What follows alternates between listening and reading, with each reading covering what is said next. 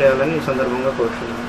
నేటి ఆధునిక యుగంలో మారుతున్న ఆహారపు అలవాట్ల వల్ల కానీ మితిమీరిన కాలుష్యం వలన కానీ చిన్న వయసులోనే దీర్ఘకాలిక వ్యాధుల బారిన పడి ఆసుపత్రుల చుట్టూ తిరగటం పరిపాటైంది. ప్రతి ఒక్కరూ ఆరోగ్యంపై జాగ్రత్తలు తీసుకోవాల్సిన అవసరం ఎంతైనా ఉన్నది. దీనిని దృష్టిలో పెట్టుకుని చలపతి ఫార్మసీ కళాశాల విద్యార్థులు ఆరోగ్యంపై అవగాహన కల్పించే పనిలో భాగంగా నేడు స్థానిక ఎన్టీఆర్ స్టేడియంలో వైద్య పరీక్షలు నిర్వహించారు.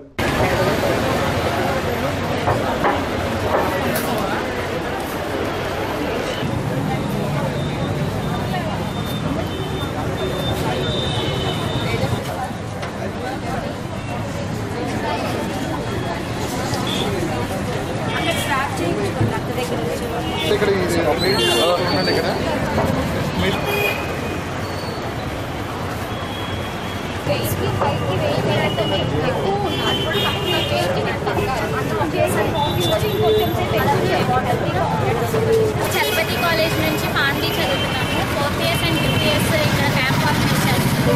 ఇక్కడ మా మెయిన్ ఉద్దేశం ఏంటంటే మందుల గురించి మరియు ఆరోగ్యం గురించి కామన్ పబ్లిక్లో ఎక్కువ అవేర్నెస్ ఉండట్లేదు. సో ఫార్మసిస్ట్ మెయిన్ ఉద్దేశం ఏంటంటే మందుల గురించి కామన్ పబ్లిక్లో అవేర్నెస్ బాగా తీసుకురావాలి.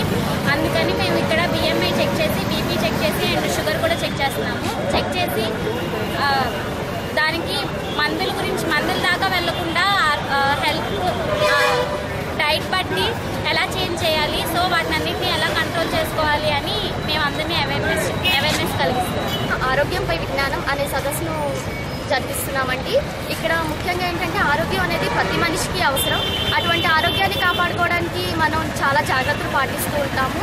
అలాగే ఆరోగ్యం కోసం మందులు కూడా వాడుతుంటాము. అసలు మందులు ఏంటంటే ఏదైనా ఆరోగ్యం నిలపడానికి ఉపయోగిస్తున్నాము. అటువంటి మందులే మనకి ఏదైనా సైడ్ ఎఫెక్ట్లు కాజ్ చేస్తున్నాయంటే వాటిని అసలు మనం తీసుకోవడానికి అంగీకరించము. అటువంటి పరిస్థితుల్లో అట్లాంటి మందులపై అవగాహన కల్పించడం అనేది ఎంతో అవసరం. మందు అనే దాన్ని మనం మంచిగా ఉపయోగించినప్పుడు అది మందులో పనిచేస్తుంది, లేని పరిస్థితుల్లో అది విషంలో పనిచేస్తుంది. సో ఇప్పుడు ప్రస్తుత కాలంలో హైపర్ టెన్షన్, డయాబెటీస్ వంటివి చాలా ఎక్కువగా ఉన్నాయి. Chalapathi institute of pharmacy director Anjaneya గారికి ఎన్నో కృతజ్ఞతలు. ఇలాంటి చక్కటి కార్యక్రమం ఇలా నిర్వహించడం చాలా చాలా చాలా ఉపయోగం భవిష్యత్ తరాల వారికి. ఈ యొక్క ఫార్మటీ యొక్క మేనేజ్మెంట్ కూడా వాళ్ళు ఇలాంటి కార్యక్రమం చేయడం వల్ల భవిష్యత్ తరాల వరకు దీని యొక్క ప్రాధాన్యత ఎంతో ఉన్నదని చెప్పి ప్రతి ఒక్కరూ దీని మీద అవగాహన కల్పిస్తుంటారు.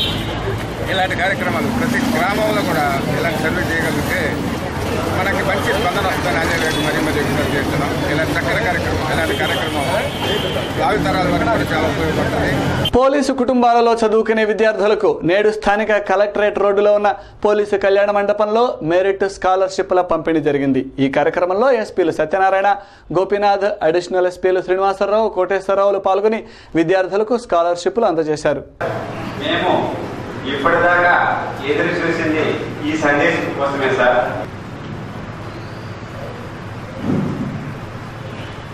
ఎప్పటికీ కూడా సార్ దగ్గర 77% వాళ్ళ అమ్మాయి సుచరిత బార్మాటి,